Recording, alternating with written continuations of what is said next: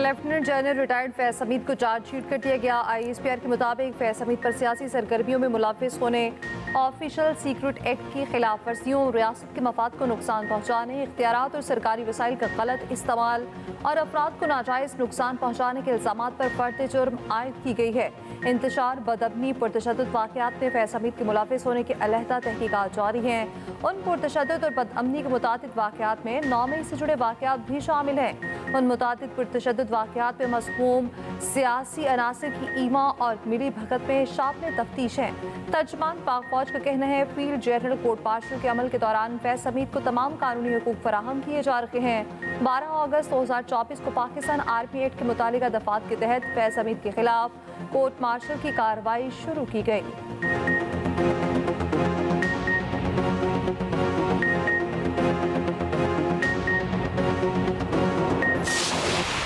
फैज हमीद पर चार्जशीट फौज का अंदरूनी मामला है, उसका हमारे साथ कोई लेना देना नहीं।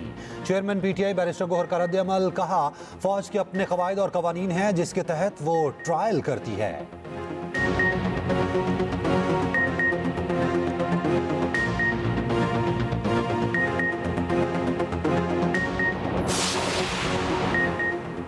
फैज हमीद पर चार्जशीट से साबित है अब कोई कानून से नहीं बच सकता। अब अगर बानी PTI को फौजी तहफील में ले लिया जाए तो हैरानकुन नहीं होगा। सेनेटर फैसल वाटर ने रद्द-ए-अमल देते हुए कहा, पहले ही बताया था सिविल नाफरमानी की कॉल इस ट्रायल से लिंक है। ऐसा नहीं हो सकता एक शख्स का ट्रायल हो और उसके हवारियों का ना हो।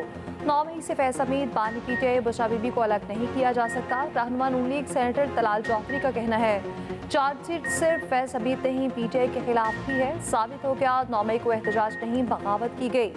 MQM पाकिस्तान के सेनेटर मुस्तफ़ा कमाल ने कहा फैज हमीद के खिलाफ चार्जशीट आइंदा आने वालों के लिए इबरत होगी। उनके लिए भी सबक है जो समझते हैं ताकत कभी खत्म नहीं होगी।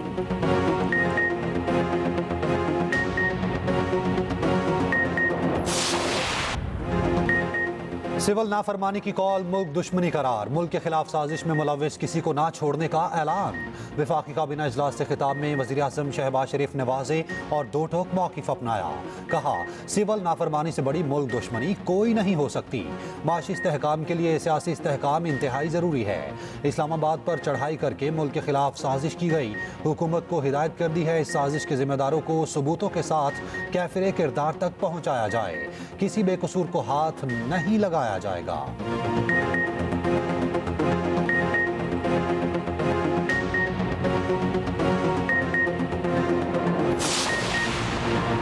चीन और पंजाब का स्मॉग के खात्मे और जंगली हयात के तहफ़्फ़ुज़ के लिए बीजिंग पंजाब क्लीन एयर मुश्तरका वर्किंग ग्रुप बनाने का फैसला। माहौलियाती बेहतरी के लिए मिलकर काम करने पर इत्तफाक। पंजाब में advance air quality management system बनाया जाएगा। वज़ीर आला पंजाब और चीन के माहौलियाती वज़ीर में मुलाकात। मरियम नवाज ने कहा पंजाब में माहौलियाती तब्दीलियों से निपटने के लिए चीन के जदीद एनवायरनमेंट मॉडल्स अपनाना चाहते हैं। पंजाब में बड़े पैमाने पर शजरकारी के मंसूबे शुरू किए हैं। वज़ीर आला पंजाब के मिनिस्टर ऑफ इंटरनेशनल डिपार्टमेंट से भी मुलाकात। मरियम नवाज ने कहा लोकल गवर्नेंस और देही तरक्की के लिए चीन के तजुर्बात से फ़ायदा उठाना चाहते हैं। वोकेशनल ट्रेनिंग प्रोग्राम के लिए चीन का भरपूर ताउन चाहते हैं। वज़ीर आला पंजाब के एजाज़ में बीजिंग में ख़ुसूसी ज़ोहराना। मरियम नवाज की इंटरनेशनल डिपार्टमेंट के नायब मिनिस्टर और दीगर हुकाम से मुलाकात। पंजाब में चीनी सरमायाकारी के लिए भरपूर ताउन की पेशकश।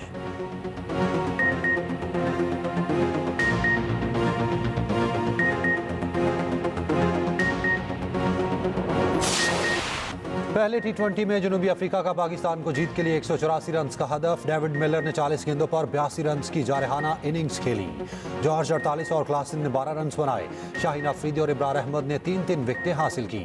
हदफ के ताकुब में पाकिस्तान की बैटिंग जारी।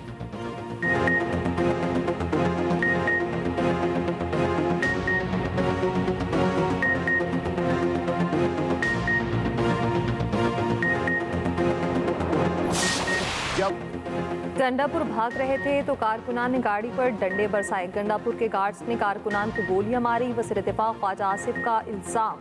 कौमी असम्बली इजलास में इज़हार ख्याल करते हुए कहा ये जितनी बार हमला करना चाहते हैं करें। हर बार भागेंगे। 26 नवंबर के दिन ये बहुत बातों पर इत्तफाक कर चुके थे। इनके वर्कर्स को पता चल जाए तो ये ज्यादा जूतियां खाएंगे। पीटीआई पे बहुत इख्तिलाफात हैं, हर शख्स मुख्तलिफ बयानात दे रहा है। अब सिविल नाफरमानी की कॉल दे दी, 10 साल पहले भी ऐसी कॉल दी थी, किसी ने कान नहीं धरा था। इसरार करता हूँ ये सिविल नाफरमानी पर स्टैंड लें। जैसे इनके 3 हमले फेल हुए, इनकी कॉल भी फेल होगी। उन्होंने खाते पीते सूबे में दहशतगर्दों को लाकर बसा दिया। अपने सूबे का खून खराबा छोड़कर डी चौक में खून खराबे के लिए आते हैं।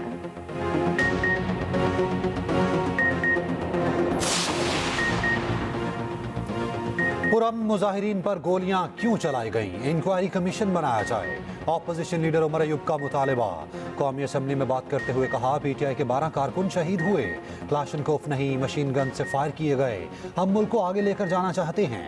गिरफ्तार कारकुनान को रिहा ना किया गया तो सिविल नाफरमानी की तहरीक शुरू करेंगे।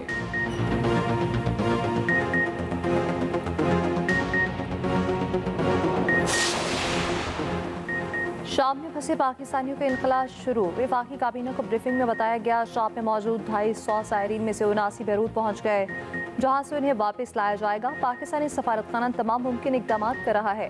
वज़ीर आज़म शहबाज शरीफ का कहना है, पाकिस्तान शाम के मामले पर गैर जानिबदार रहा। शाम में फंसे पाकिस्तानियों के बारे में फिक्रमंद है। शाम से ज़ायरीन, असातिज़ा और तलबा की वापसी के लिए इकदाम किए हैं। लेबनानी वज़ीर आज़म ने पाकिस्तानियों के इनकलाब में हर मुमकिन ताउन का यकीन दिलाया। पाकिस्तान की शाम पर इसराइली जारियत की शदीद मज़म्मत। तर्जुमान दफ्तर खारजा का कहना है, शाम की खुद मुख्तारी पर हमला आलमी कानून की संगीन खिलाफ वर्जी है।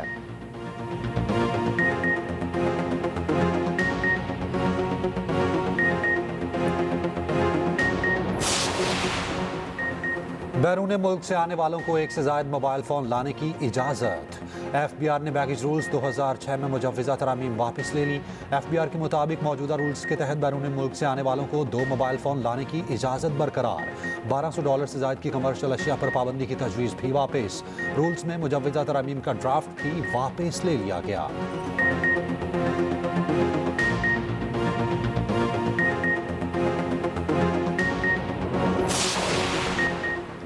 वफाकी काबीना ने 8 IPPs के साथ सेटलमेंट मुआहदों की मंजूरी दे दी। एलामिया के मुताबिक IPPs मुआहदों से कौमी खजाने को 238 अरब रुपए का फ़ायदा होगा। आम सार्फिन के लिए बिजली की कीमत कम होगी। वज़ीर आज़म ने कहा, आम सार्फिन पर बिजली की कीमतों में कमी की जाएगी। हमारे हर फैसले में कौमी मफाद मुकद्दम रहना चाहिए।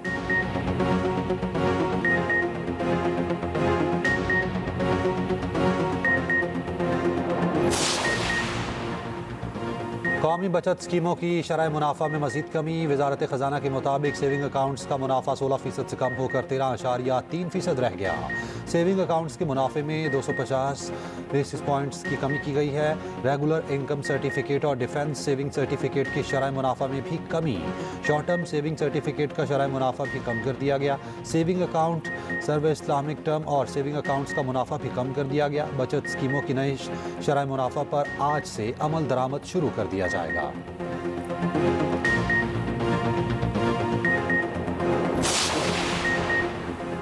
पीटीआई में ऑपोजिशन जमातों से राब्तों पर इख्तिलाफात। पार्टी ज़राए के मुताबिक फजल रहमान और ऑपोजिशन से राब्तों पर गंडापुर और दीगर रहनुमाओं में इख्तिलाफ।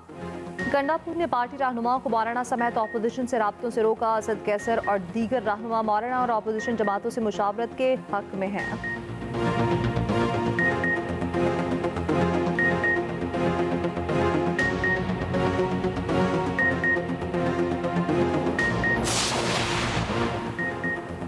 शरपसंद टोला अपनी साजिश में नाकाम हो गया। इदारों का एक पेज पर होना मुल्क और कौम के लिए खुशाइंद है। सदर मुस्लिम लीग चौधरी शुजात का कहना है, मफाद परस्त टोले ने मुल्क तबाह करने के बहुत से मामलात एक साथ शुरू कर दिए। ये टोला मुल्क की वकार को दाव पर लगाना चाहता है। मुहिब वतन शख्सियात इदारों को एक पेज पर ले आएँ। मफाद परस्त टोले को मुँह की खाना पड़ी, ये कोई मामूली बात नहीं। अफवाज पाकिस्तान हमारे मुल्क की हिफाजत करती है, उनको खिराज तहसीन पेश करते हैं। वज़ीर आज़म शहबाज शरीफ ने कहा है, कौमी सतह पर अहदाफ के हसूल के लिए काम हो रहा है। हमारी रंग, नस्ल, ज़ात पात से बालातर होकर आगे बढ़ना होगा। इंसानी हकूक़ के आलमी दिन पर तकरीब से खिताब में कहा, तमाम इंसानों को इज़्ज़त व वक़ार के साथ जीने का हक है। तमाम सूबों, आज़ाद कश्मीर और GB को साथ लेकर चल रहे हैं।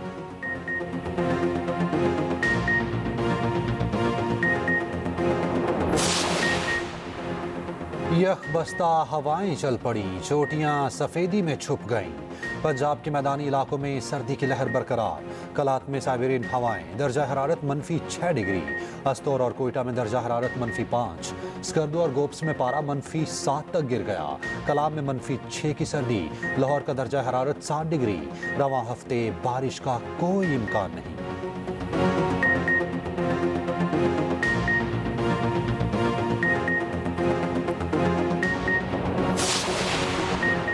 उज़्बेकिस्तान में Asian power weight lifting championship मुकाबले नूह भट्ट ने 1 गोल्ड और 1 सिल्वर मेडल जीत लिया।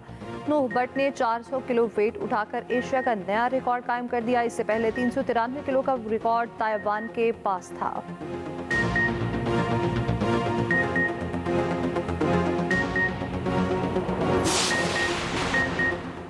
मेरिया टाउन चैंपियंस T20 कप में मार्को ने डॉल्फिन्स को शिकस्त देती। मैच 2 विकेटों से अपने नाम किया।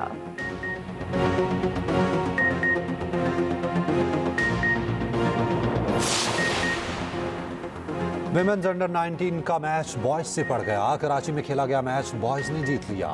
विमेन्स टीम एशिया कप के लिए 12 दिसंबर को मलेशिया रवाना होगी। पहला मैच 15 दिसंबर को रवायती हरीफ भारत के खिलाफ खेलेगी।